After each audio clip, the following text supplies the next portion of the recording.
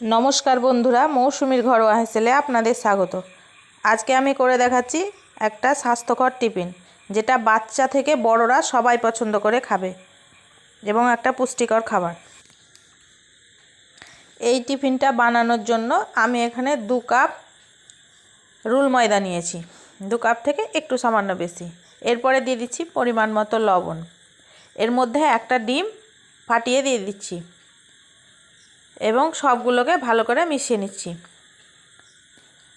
তারপরে পরিমাণ মতো জল দেব। জল দেওয়ার পরে সবগুলোকে ভালো করে মিশিয়ে নিতে হবে। জলের পরিমাণটা একটু কম হয়েছিল, তার জন্য আমি আর একটু জল অ্যাড করেছি। ব্যাটারটা কীরকম ঘনত্ব হবে আমি একটু আঙুল দিয়ে দেখিয়ে দিচ্ছি। এরপরে একটা থালার মধ্যে গাজর কুচি, শসা কুচি, কাঁচা লঙ্কা কুচি, ধনেপাতা কুচি সব কেটে ধুয়ে পরিষ্কার করে একটা বাটির মধ্যে নিয়ে নিয়েছি। এরপরে একটু অল্প লবণ দিয়ে হাত দিয়ে এরকমভাবে মাখিয়ে ঢাকা দিয়ে রেখে দিচ্ছি 10 মিনিটে। তারপর একটা কড়াই গরম করতে বসিয়েছি। কড়াইটা গরম হয়ে গেলে দিয়ে দিচ্ছি অল্প পরিমাণ সর্ষের তেল। এরপরে একটা ডিম ফাটিয়ে ওর মধ্যে দিয়ে দিচ্ছি, অল্প একটু লবণ। সবগুলো দিয়ে এরকম করে ভুজিয়ার মতো করে ভেজে নিচ্ছি ডিমটাকে। ডিমটা এইভাবে একটু লাল করে ভেজে নিতে হবে। ডিমটা ভাজা হয়ে গেলে একটা থালার মধ্যে ঢেলে রেখে দিচ্ছি। এরপরে যে আমি ব্যাটারটা বানিয়ে রেখেছিলাম সেটা থেকে 1 হাতা 1.5 হাতা করে ব্যাটার নিয়ে কড়াইয়ের মধ্যে এইরকমভাবে দিয়ে দিচ্ছি। তারপরে কড়াইটাকে এইভাবে আস্তে আস্তে ঘুরিয়ে নিতে হবে, গোলা রুটির মতো করে তৈরি করে নিতে হবে। আমি কিন্তু কোনো তেল ব্যবহার করিনি।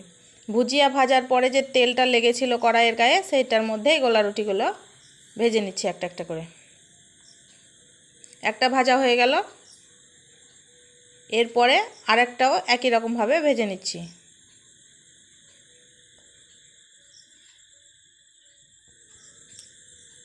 একটু পাতলা করেই ভাজতে হবে। একটা সাইড ভাজা হয়ে গেছে, অপর সাইডটা উল্টে দিচ্ছি।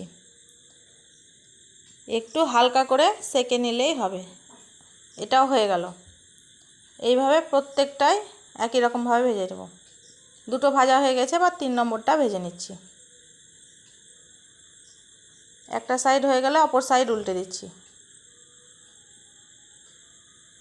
এটাও ভাজা হয়ে গেছে।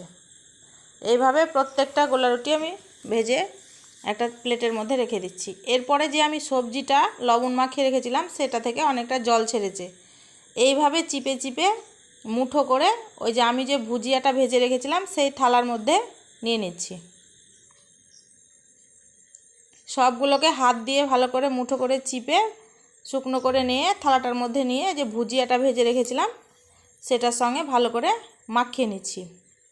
এরপরে যেটা করতে হবে, আমি এখানে একটা ছোট বাটিতে একটু গমের আটা নিয়েছি এবং গমের আটাটা নেওয়ার পরে অল্প জল দিয়ে একটা আঙুলের সাহায্যে গুলিয়ে নিচ্ছি।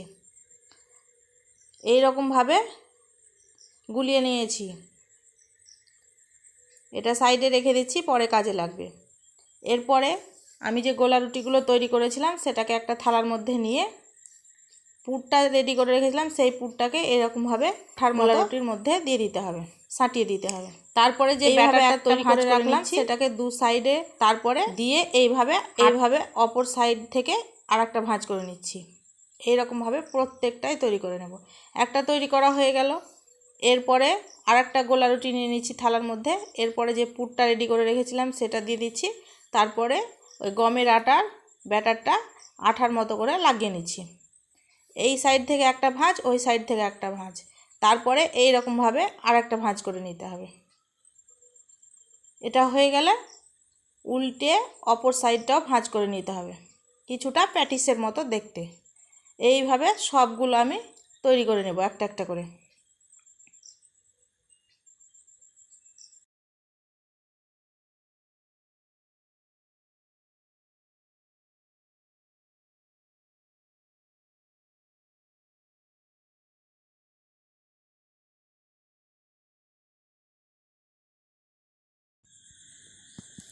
সবগুলো তৈরি করা হয়ে গেলে কড়াইয়ের মধ্যে এইরকমভাবে 2 পিঠ একটু লাল লাল করে সেঁকে নিতে হবে অল্প তেল দিয়ে। একটা সাইড হয়ে গেলে অপর সাইডটা সেঁকে নিতে হবে। একটু ব্রাউন কালার হয়ে গেলে তুলে নিচ্ছি। এরপরে আরেকটাও একই রকমভাবে দিয়ে দিচ্ছি।